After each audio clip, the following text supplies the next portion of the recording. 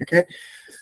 Baik, langsung saja untuk teknis pengerjaan mini project akan saya sampaikan pada pertemuan hari ini, dan sesuai informasi yang sebelumnya saya sampaikan juga secara langsung bahwa pengerjaan dilakukan secara kelompok.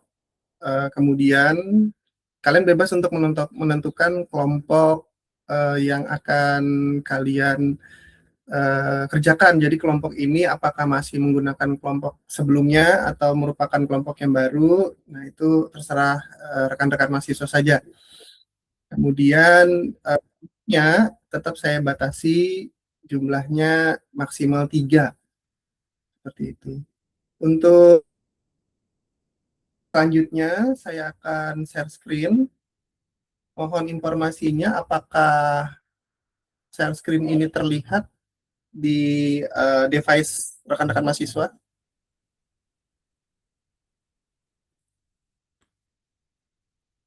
Mohon informasinya apakah terlihat share screen saya? Terlihat, Pak. Kelihatan, Pak. Oke, baik.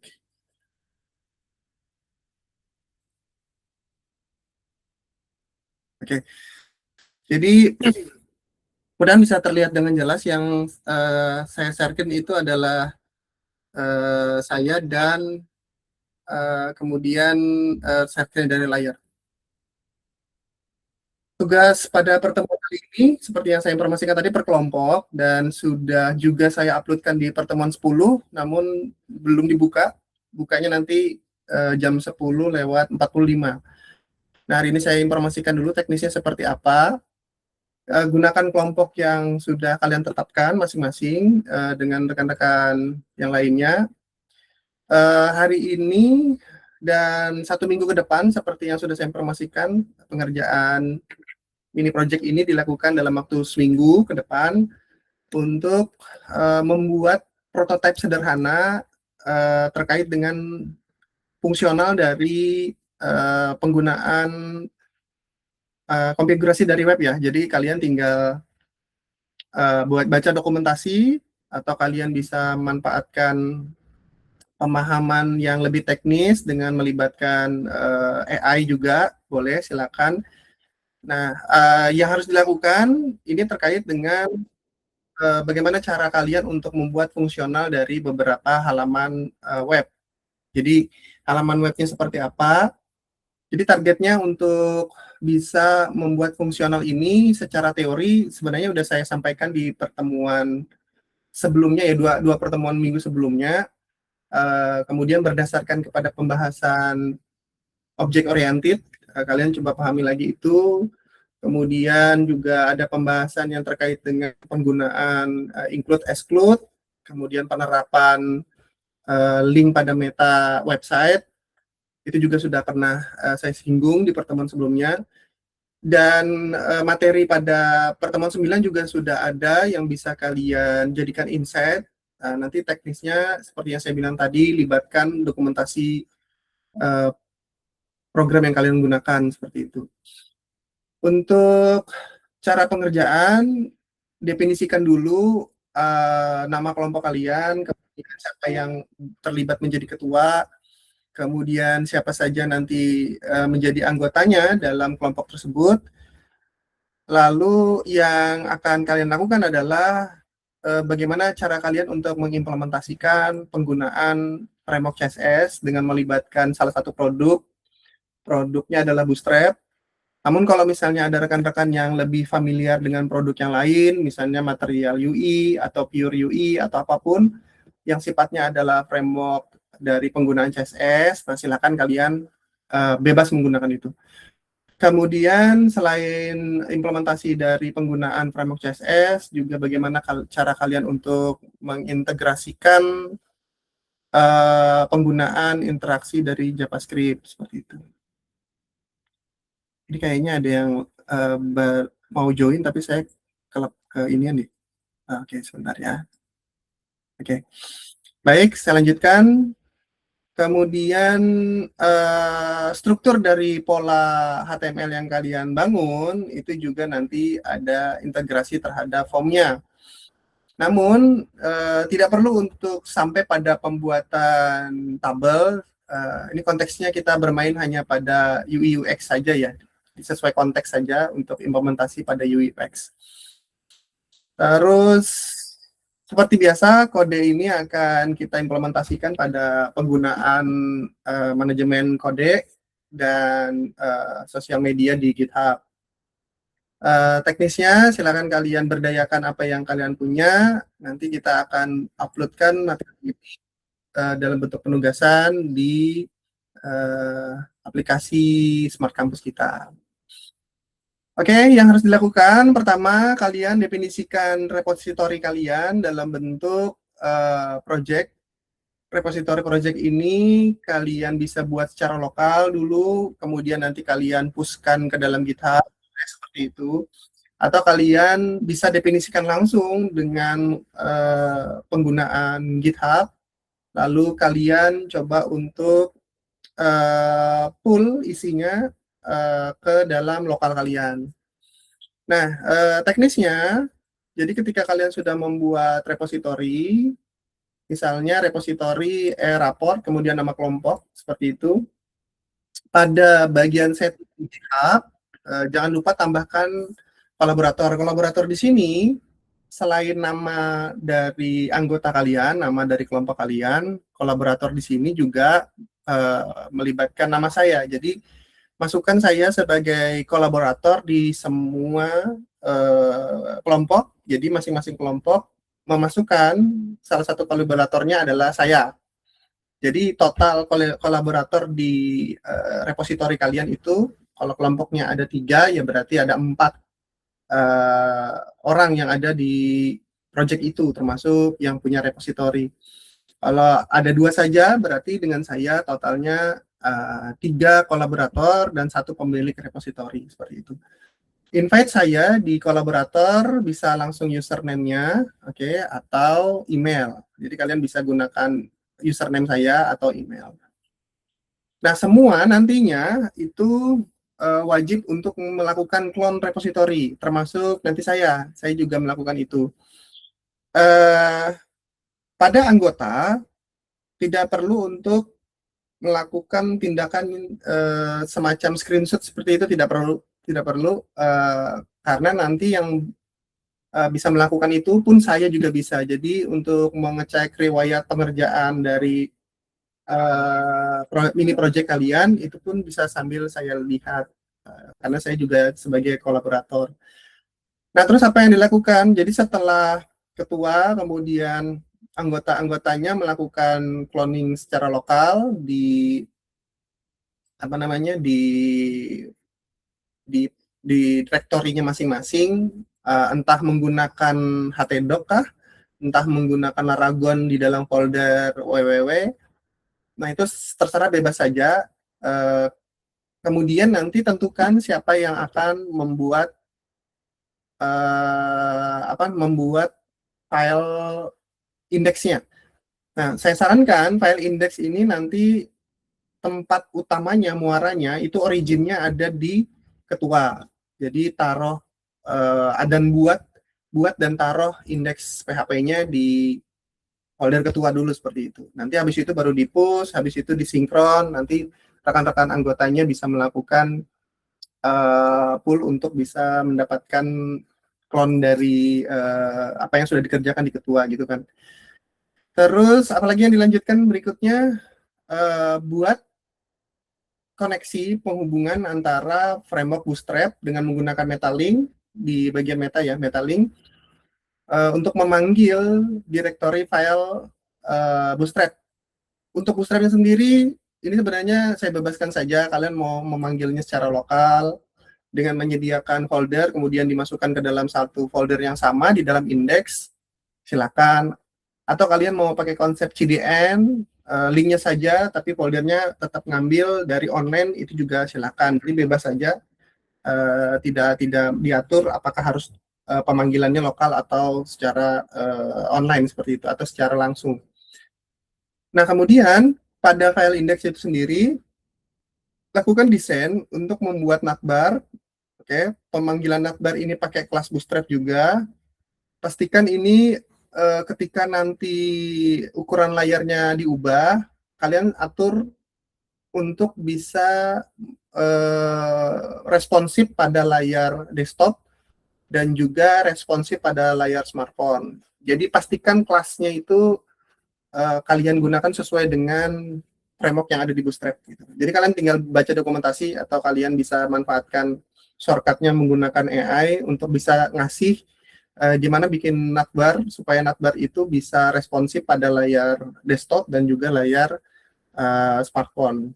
Pastikan layar smartphone ini sesuaikan dengan ukurannya karena tidak semua ukuran itu secara grid sama lebarnya, bisa aja berbeda ukuran. Jadi kalian pastikan di ukuran berapa. Misalnya dibatasin nanti ukurannya 6,6 misalnya, 6,6 cm baru dia bisa dikatakan sebagai layar mobile misalnya gitu. Jadi kalian tinggal atur sendiri. Buat hero section, jadi nanti kalian bikin beberapa deep grid, kemudian ada navbar tadi ya, ada hero section ini landing page di bagian tengah biasanya seperti itu. Apa elemennya dipakai? Nah, silakan kalian cross check di dokumentasinya. Nah, saya tinggal melihat ketepatan dari elemen yang digunakan. Karena posisi saya kan sebagai kolaborator di sini, jadi saya bisa ngecek ketika kalian upload, ketika kalian melakukan commit di GitHub. Main content ini juga perlu dibuat untuk menampilkan hasil data dummy saja. Jadi kalian boleh buat tampilan untuk menampilkan data dummy. Jadi bebas saja data dummy-nya apa, sesuaikan dengan kasusnya ya. Nah, terus kalau misalnya kalian mau menambahkan hal yang lain, misalnya sidebar, header, atau footer, atau misalnya kalau kalian mau menambahkan elemen-elemen yang lain, misalnya untuk slider, nah silakan kalian bisa improvisasi. Tapi yang utamanya 3 ini saja, 3 hal ini. Oke, tahap 2, jadi setup untuk framework dan desain responsifnya. Kemudian tahap ketiga, di mana nanti ada halaman untuk kalian buat semacam front end-nya gitu. Halaman itu disebut dengan form lapor ya. Jadi halaman utamanya tadi indeks, kemudian ada halaman lagi namanya form lapor. Di form lapor ini kalian buat sebuah form, kemudian tentukan metode yang dipakai di form itu adalah post. Jadi gunakan metodenya post. Kemudian satu halaman lagi, jadi totalnya 3 ya, halaman form lapor, indeks, sama halaman proses. Nah ini nanti kalian bebas saja untuk mencoba menentukan apakah proses di dalamnya itu pemanggilan seperti apa, tapi kalau ketentuannya berdasarkan pemrograman di PHP, caranya itu kalian tinggal panggil menggunakan post saja. Tadi saya sudah bilang pakai post saja untuk multi datanya ya. Kemudian apa yang harus dipanggil di dalam postnya? Yang standar 4 ini saja. Jadi ada tipe untuk teks, 1 label, 1 pengisian, kasih tipe teks. Terus ada juga yang pakai elemen text area. Terus ada elemen untuk file type. Nah, untuk file type sendiri, ketika misalnya kalian coba untuk eksekusi submit, itu nggak perlu sampai ke situ juga. Yang penting kalian tahu kalau ada satu elemen yang dipakai untuk tipe. Jadi tipe ini kalau misalnya didistribusikan ke dalam proses lapor, cara untuk memprosesnya itu seperti apa. Nah, itu saja yang perlu. Jadi tidak sampai kepada proses untuk benar-benar disimpan ke dalam SQL kayak gitu ya. Terus tombol submit ini pasti. Jadi ini yang wajib ya. Ini yang wajib yang kalian sediakan. Kemudian nanti kalian sediakan lagi, bisa kalian taruh di dalam indeks atau kalian mau taruh di dalam form. Oke, kalau misalnya formnya indeksnya jadi satu dengan form, misalnya indeks ini di dalamnya juga sudah ada form, terserah kalian konsepnya bagaimana. Yang penting format itu saya ketahui, jadi saya bisa ngecek apakah di dalam indeks ada struktur formnya. berarti kalian jadikan satu. Tapi kalau misalnya di dalam indeks ini hanya berisikan tentang link ke file form lapor, nah itu juga nggak apa-apa. Jadi kalian bebas saja tentukan itu. Yang pasti struktur dari indeks ada, struktur indeks kan yang ini kan. Kemudian struktur dari form lapor juga ada. Lantas begitu kalian masuk ke JavaScript-nya, kalian boleh taruh dia di dalam sini, ya, atau di dalam indeks. Di dalam sini itu maksudnya di dalam form lapor atau di dalam indeks. Kalau di dalam indeks berarti form lapornya ada di dalam indeks. Tapi kalau kalian pisah form lapor dengan indeksnya, ya berarti untuk pemanggilan JavaScript-nya dia berada di dalam form lapor. Oke, kemudian di dalam manipulasi DOM JavaScript ini, kalian tidak usah membuat sesuatu yang mungkin agak ribet ya, tapi ini cuma cukup untuk memanipulasi elemen HTML doang. Yang dilakukan itu adalah hanya menampilkan pop-up untuk ngasih tahu bahwa data yang sudah diinput itu benar atau tidak. Jadi eksekusinya nanti disubmit. Jadi lakukan perintah submit, kemudian kalian bisa eksekusi itu.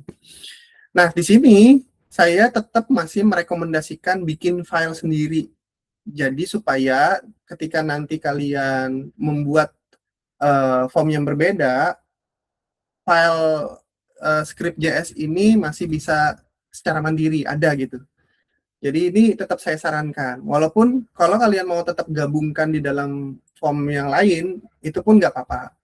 Tapi saya tetap menyarankan script-nya dipisah saja. Jadi ketika nanti kalian mau ada perubahan di dalam form lapor, kemudian ada perubahan misalnya di indeksnya, itu tidak mempengaruhi script JS yang kalian sudah buat. Script JS-nya apa yang dilakukan tadi sudah saya sampaikan. Kalian cukup untuk membuat confirm alert ketika submit dilakukan, tampilkan apakah Anda yakin laporan itu sudah benar atau tidak. Jadi pilihannya iya dan tidak seperti itu. Terus manipulasi JavaScript yang lainnya itu adalah ketika semua data yang dibuat ini dengan kondisi kosong lalu disubmit, itu tidak boleh dilakukan. Jadi ini terserah kalian. Kalian mau bikin scriptnya di dalam JS bisa, atau kalian mau memanfaatkan elemen dari HTML5 dengan penggunaan required. Jadi kalau bikin label kita bisa tambahkan kata required untuk bisa mencegah data kosong diisi. Nah, itu juga bisa dilakukan. Jadi fleksibel saja kalian mau pakai yang mana.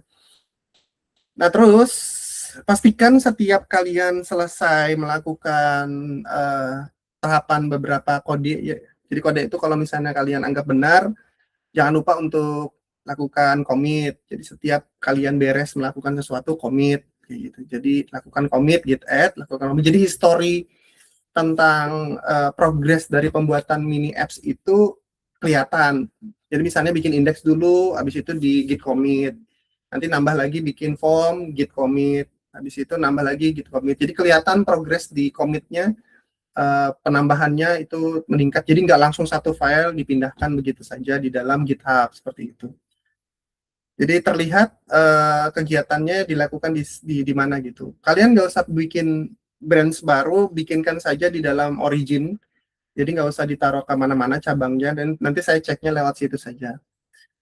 Nah, pastikan kalau misalnya ada teman-teman yang mau mencoba mengubah dari kliennya masing-masing atau dari user Git-nya masing-masing, pastikan jangan sampai ada konflik. Kalaupun ada konflik, kalian bisa lakukan tindakan dengan merge, atau kalian bisa hapus checkout dari beberapa perubahan, misalnya perubahan rekan A dan rekan B. Kalau rekan B lebih bagus, ya rekan A-nya bisa kalian check out untuk kalian tidak gunakan.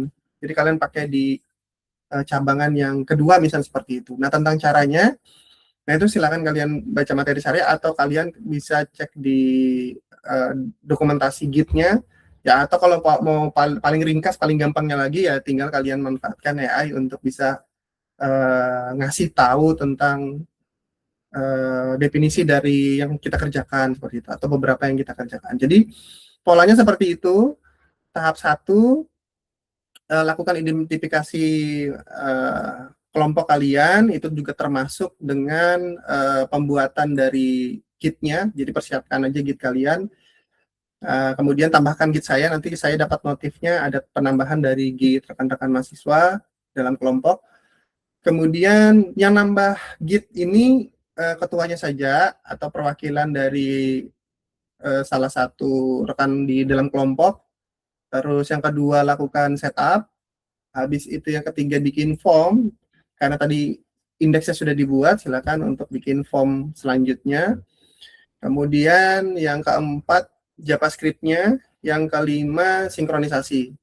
5 ini sebenarnya tindakannya bisa tidak harus di terakhir, tadi saya sampaikan di tengah jalan ketika kalian menyelesaikan tahap 1 ya kalian tahap kedua ya kalian bisa langsung sambil commit, tahap ketiga sambil commit, tahap keempat sambil commit. Jadi caranya bisa seperti itu.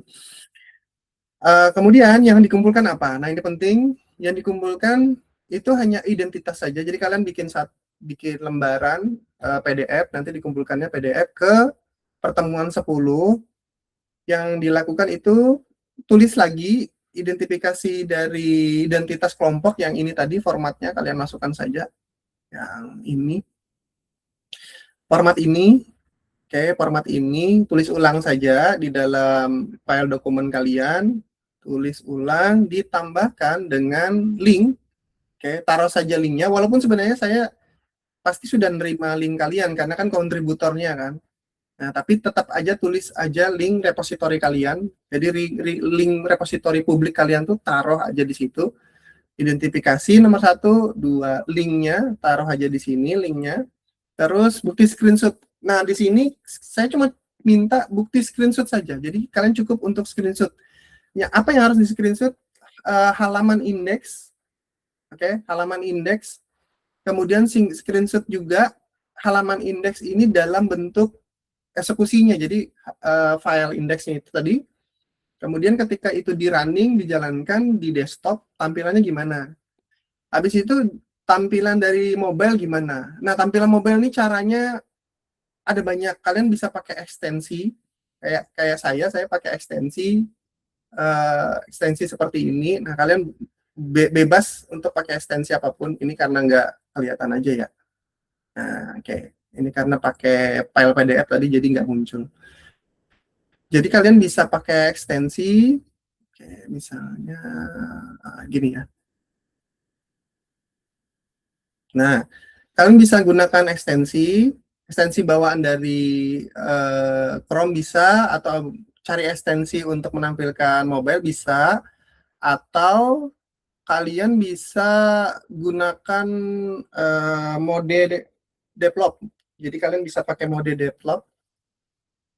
Nah, kemudian di bagian icon yang ada laptop dan apa namanya nih seperti kotak smartphone ini harus dalam posisi diklik ya, harus dalam posisi nyala. Nah, kayak gini. Jadi kalau sudah posisi nyala seperti ini, baru kalian atur ukuran dari smartphone-nya apa, kayak gitu. Misalnya Samsung gitu kan. Nah, jadi ukurannya ini. Nah, yang di screenshot itu layar ini saja. Layar ini di screenshot sama ukuran desktopnya. Jadi ukuran desktop, kemudian ukuran screenshot dari smartphone. Ukuran smartphone seperti apa. Jadi itu saja yang di screenshot. Kemudian oke.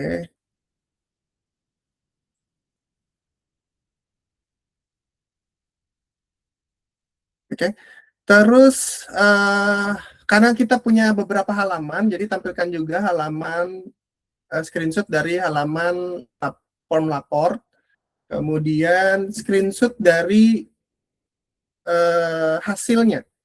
Jadi form lapor ini kalian dari kodenya tuh kalian screenshot aja, atau kalian pakai cetak boleh. Manfaatkan ekstensi screenshot yang ada di text editor kalau kalian pakai Visual Studio Code. Kemudian screenshot dari hasil. Jadi ketika kita klik submit, nanti kan muncul tuh alertnya. Nah, itu di screenshot saja.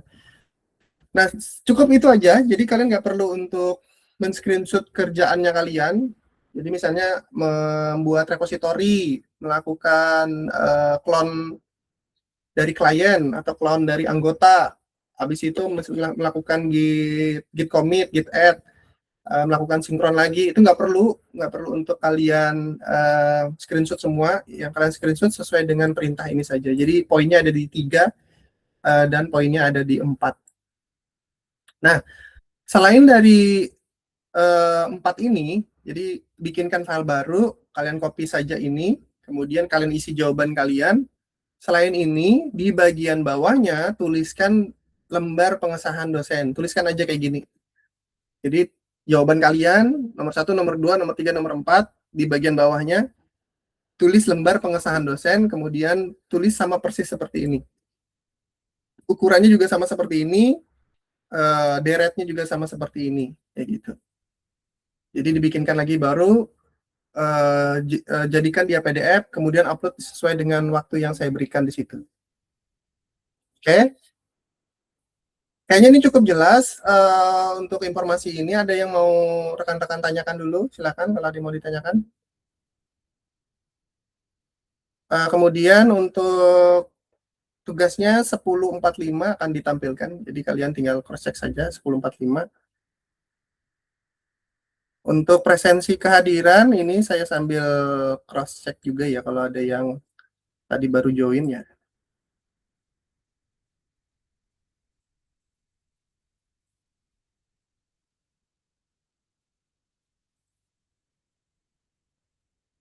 Oke, presensi kehadiran, silakan kalian cek di pertemuan 10 untuk video conference tanggal hari ini, jam hari ini disesuaikan dengan jam masuk.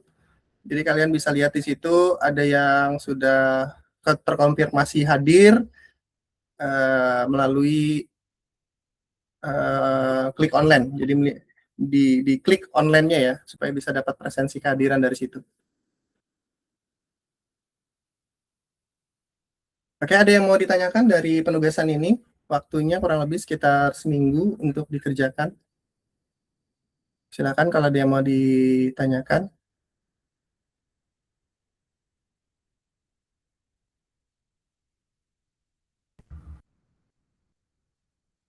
Oke.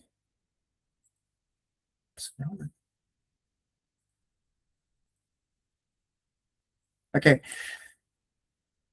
Screenshot-nya udah saya stop. Oke, jadi kalau tidak ada yang ditanyakan, saya pikir itu cukup jelas.